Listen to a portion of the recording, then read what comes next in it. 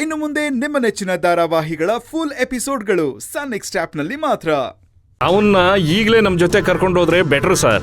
ಇಲ್ಲ ಅಂದ್ರೆ ನಿಮ್ಗೂ ತೊಂದರೆ ಆಗುತ್ತೆ.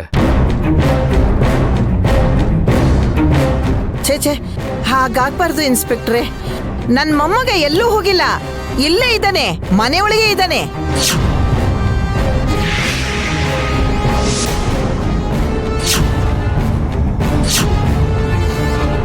ಅತ್ತೆ, ನಿಮ್ಗೇನಾದ್ರೂ ಬುದ್ಧಿಗಿದ್ದು ಇದೆಯಾ? ನೋಡಮ್ಮ, ನಿನ್ನ ಮಗನ ಮೇಲೆ ನಿನಗೆಷ್ಟು ಅಕ್ಕರೆ ಇದೆಯೋ ಹಾಗೆ ನನ್ನ ಮಗನ ಮೇಲೆ ನನಗೂ ಅಕ್ಕರೆ ಇದೆ. ಅವನಿಂದ ನನ್ನ ಮಗನಿಗೆ ತೊಂದರೆ ಆಗೋದನ್ನ ನಾನ್ ಸಹಿಸೋದಿಲ್ಲ. ಆಹಾ, ಸಮಯ ನೋಡ್ಕೊಂಡು ಎಂತ ಡ್ರಾಮಾ ಮಾಡ್ತಿರತ್ತೆ. ನೋಡಿ ಇನ್ಸ್ಪೆಕ್ಟ್ರೆ, ಅವಳಿಗೂ ವಯಸ್ಸಾಗಿದೆ. ಅರಳೋ ಮರಳೋ ಅನ್ನೋ ಹಾಗೆ ಬೆಳಿಗ್ಗೆ ತಾನು ಎಲ್ಲಿದ್ದೆ ಅನ್ನೋದನ್ನೇ ಮರೆತಿರ್ತಾಳೆ. ಅಂಥದ್ರಲ್ಲಿ ಮೊಮ್ಮಗನ ಬಗ್ಗೆ ಅವಳು ಏನ್ ಹೇಳ್ತಾಳೆ? ಅರಳೋ ಮರಳೋ ಅನ್ನೋ ಹಾಗಾಗಿದೆ ಅವಳ ಪರಿಸ್ಥಿತಿ. ಅವಳ ಮಾತನ್ನ ನೀವು ನಂಬಬೇಡಿ. ಸಾಕು, ಸುಮ್ಮನೆ ಇರ್ರಿ. ನೀವು ಒಬ್ಬ ಮಿನಿಸ್ಟರ್ ತಂದೆಯಾಗಿ ಈ ರೀತಿ ಬೇಜವಾಬ್ದಾರಿಯಿಂದ ಇರಬಾರ್ದು.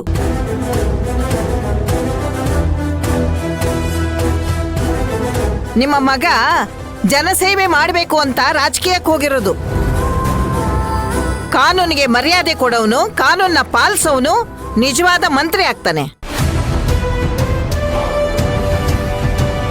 ಇವತ್ತಲ್ಲ ನಾಳೆ ನನ್ನ ಮೊಮ್ಮಗ ಜೈಲ್ಗೆ ಹೋಗ್ಬೇಕಾದವನೇ ಅಲ್ವಾ? ಅದಕ್ಕೆ ನಾವ್ಯಾಕೆ ಸಂಕಟ ಪಡಬೇಕು? ತಪ್ಪು ಮಾಡಿದ ಮೇಲೆ ಶಿಕ್ಷೆ ಅನುಭವಿಸ್ಲೇಬೇಕಲ್ವಾ?